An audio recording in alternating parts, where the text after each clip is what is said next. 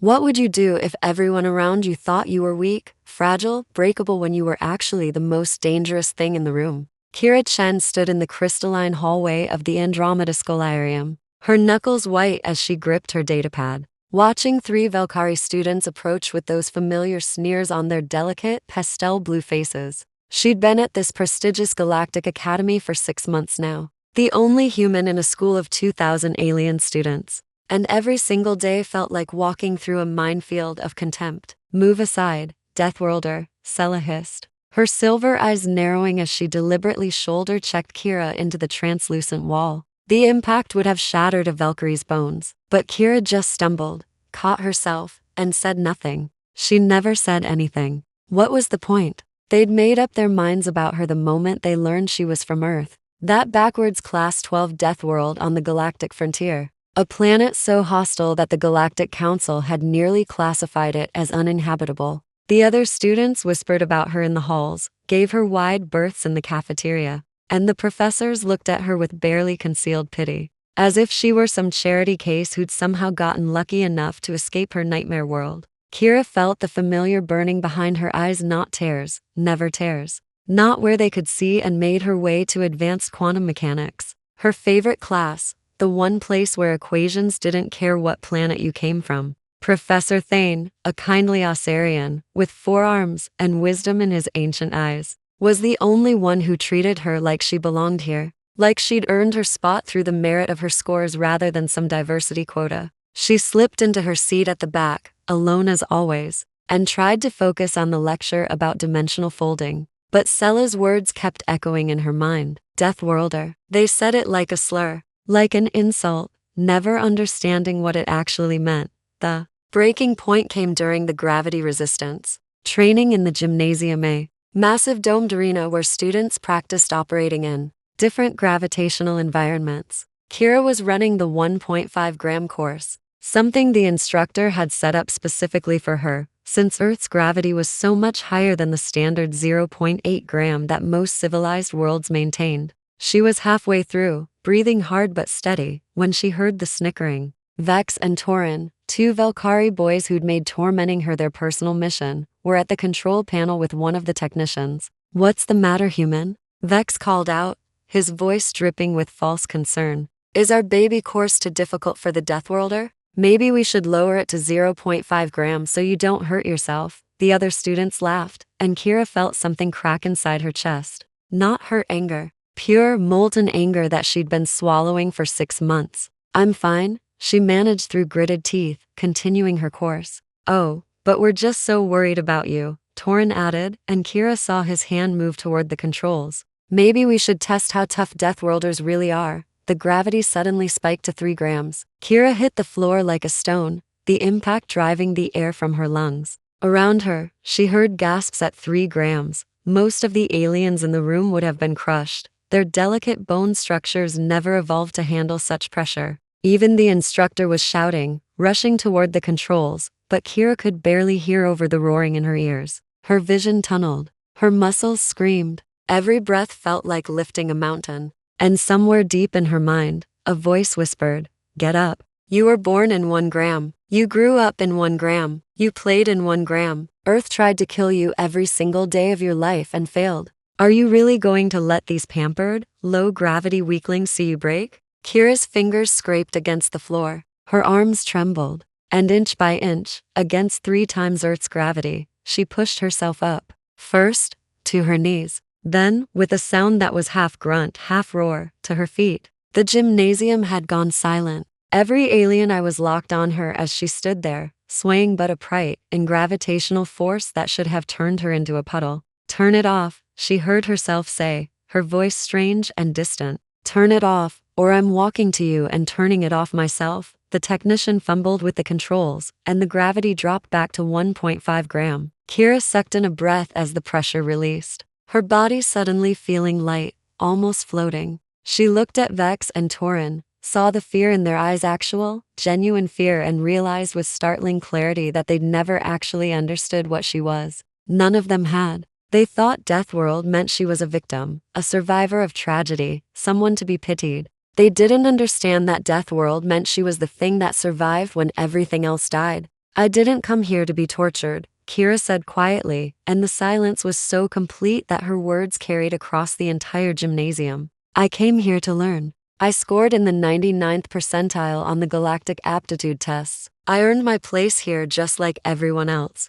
And I'm tired, so incredibly tired of being treated like I'm less than you because I had the misfortune of being born on a planet that actually challenges its inhabitants. She walked toward the exit, every alien parting before her like water. Earth has predators that could eat half the species in this school for breakfast. We have weather patterns that could level cities. We have diseases, natural disasters, radiation levels, and atmospheric conditions that would kill most of you in hours. And we don't just survive there, we thrive. We built civilizations. We created art. We reached for the stars. So the next time you want to call me deathworlder like it's an insult, remember that. It means I'm forged from something you can't even imagine.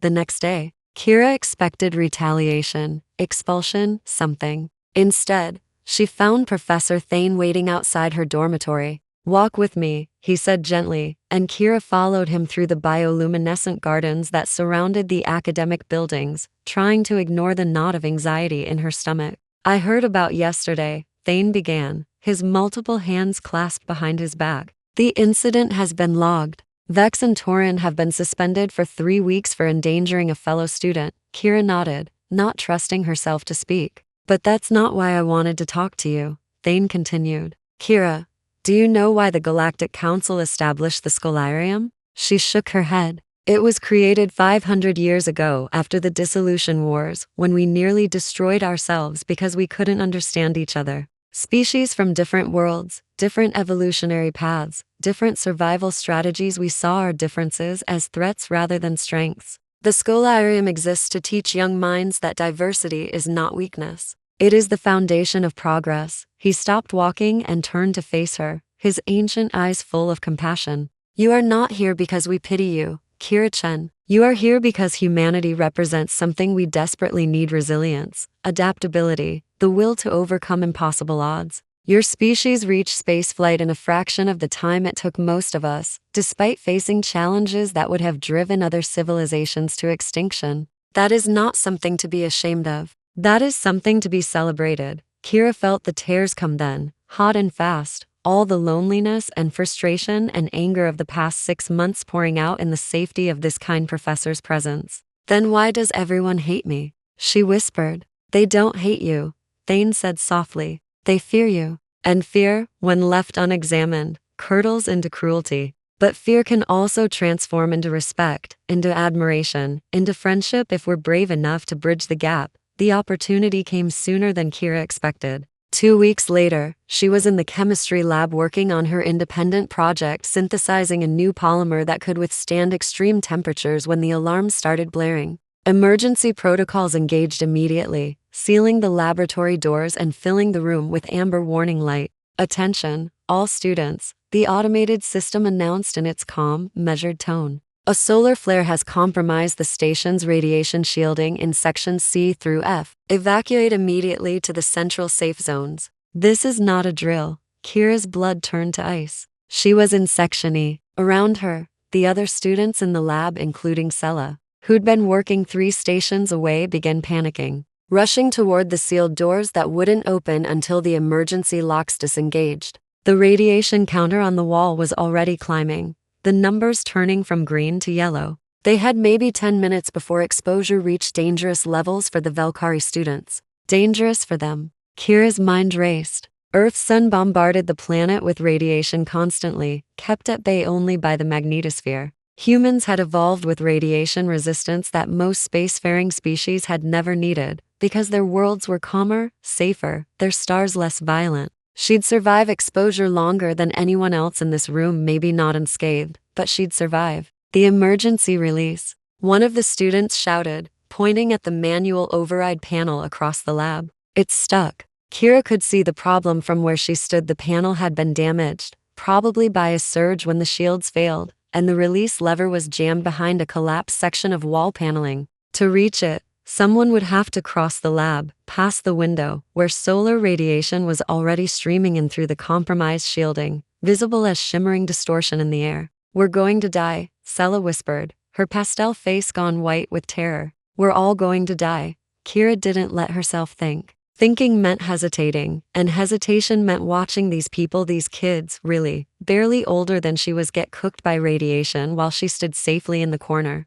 She grabbed a lead apron from the safety station and threw it over her shoulders. "What are you doing?" someone shouted, but Kira was already moving, sprinting across the open floor toward the window, toward the shimmer of death in the air. She felt it immediately, the prickle of radiation on her skin, the taste of metal in her mouth. Her ancestors had survived Chernobyl, Fukushima, decades of nuclear testing and cosmic rays, and the slow burn of solar wind. This was her birthright, her inheritance from a world that had spent 4 billion years trying to kill anything that dared to live on its surface. The panel was worse than she'd thought, the metal twisted and hot to the touch. Kira yanked off the lead apron and wrapped it around her hands, pulling at the lever with everything she had. It didn't budge. The radiation counter was screaming now, red numbers climbing past safe thresholds. Her skin was starting to burn. "Come on," she thought desperately. "Come on, you stupid, stubborn piece." Of the lever moved.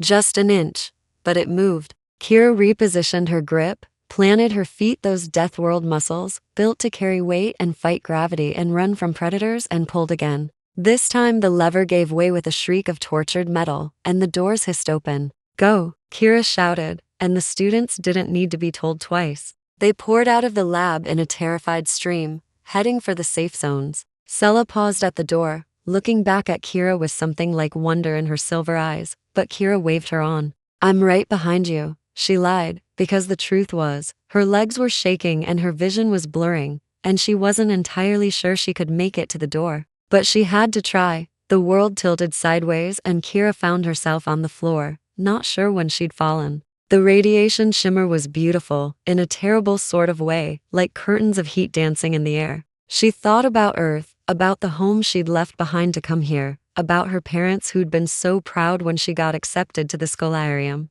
She thought about Professor Thane's words, "You represent resilience." And she thought, resilient people don't quit 10 feet from the finish line. Kira crawled. It wasn't dignified, it wasn't heroic, but she crawled on her hands and knees toward that open door, every inch an act of defiance against the universe's casual cruelty. Strong hands grabbed her arms when had someone come back for her, and she was being dragged, lifted, carried through the door just as the emergency bulkhead slammed down, sealing off the contaminated section. She looked up and saw Vex, of all people, his face streaked with tears as he and 2 other students pulled her toward the safe zone. "You came back," she mumbled, surprise cutting through the fog of pain. "You saved us," Vex said, his voice breaking. "You saved us and we am so sorry." "Kira, I'm so sorry, for everything." The medical team met them at the safe zone entrance, whisking Kira away to the infirmary, where they pumped her full of anti-radiation meds and chelating agents, their expressions grave as they worked. She heard one of the doctors murmur to another, "Any other species would be dead already." "Deathworld physiology is remarkable," Kira smiled. Despite the pain, remarkable. She could live with, remarkable.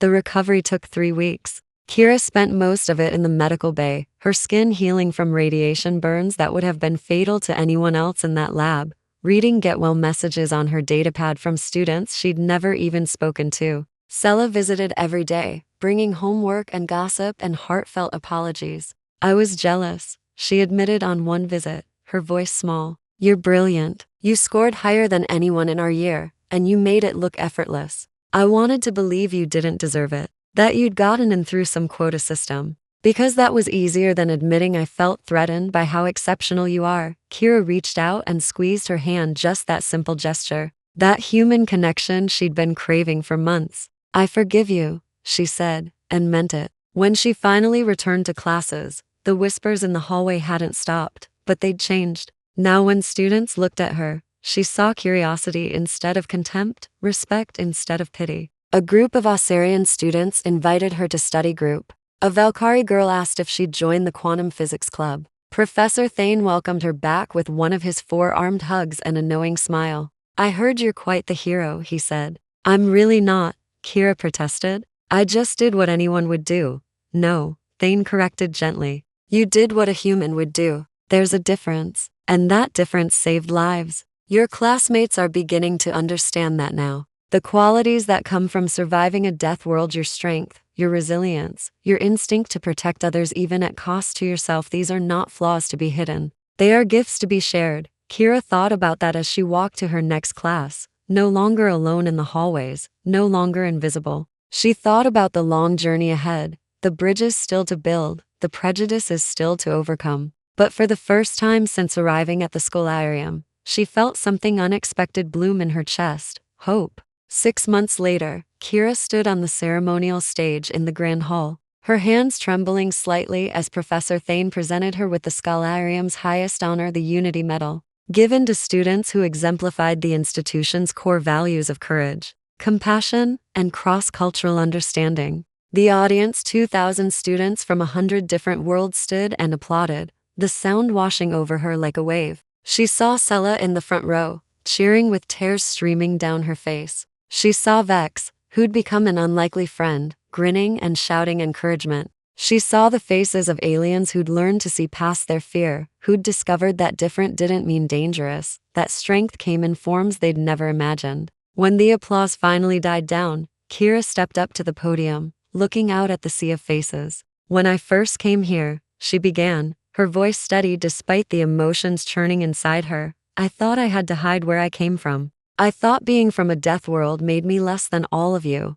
that I had to constantly apologize for my planet's violence, my species' rough edges. But I've learned something important these past months. We are all products of our worlds, shaped by the challenges we face and the obstacles we overcome. Your worlds taught you different lessons than mine taught me, but that doesn't make either of us superior or inferior. It makes us complementary. Together, we're stronger than any of us could be alone." She paused, searching for the right words, the quotable line that would capture everything she'd learned. "Earth tried to kill my ancestors every day for millions of years, and they looked it in the eye and said, 'Not today.' That's not savagery. That's not something to fear. That's the sound of life refusing to surrender to entropy. And every single one of you, from whatever world you call home, carries that same defiant spark. We are all deathworlders in our own way. We all chose to reach beyond our limits, to learn, to grow, to connect across the impossible distances between us.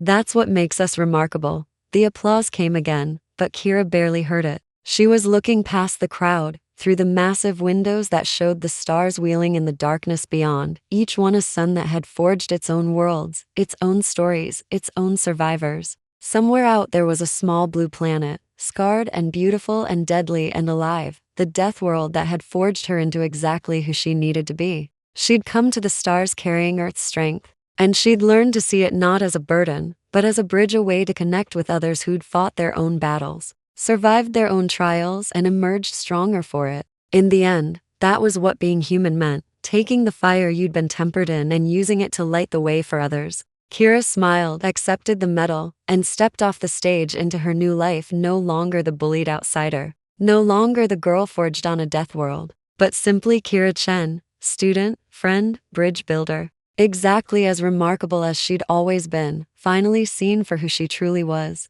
And in the quiet of her heart, in the place where hope lived, she whispered a promise to that distant blue world: "I'll make you proud. I'll show them what it means to be human. I'll teach them that the hardest trials create the strongest souls." The journey was just beginning, but Kira was ready. After all, she'd survived Earth, everything else was just practice.